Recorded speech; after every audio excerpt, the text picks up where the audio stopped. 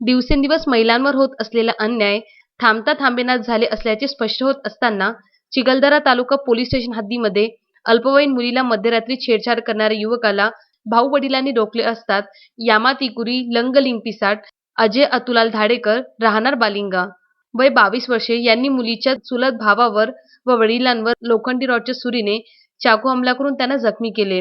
ही घटना 23 एप्रिल रोजी मध्यरात्री बालिंगा येथे घडली असून याबाबतची तक्रार मुलीचा चुलत भाऊ राजेंद्र राजकुमार अधिकार वय 16 वर्षे राहणार बालिंगा यांनी चिखलदरा पोलीस स्टेशनमध्ये येऊन तक्रार दिल्यावरून चिखलदरा क्रमांक 12 कलम 324, 354, 504, 506 भादवी RW 812 पोस्को गुन्ह्याची नोंद करून फरार झालेल्या आरोपीला हरदा येथून अटक करण्यात आली.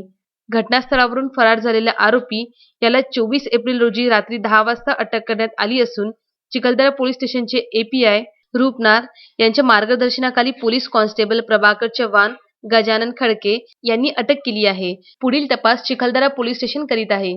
मारुती पाटणकर, विदर्भ न्यूज, चिखलदरा.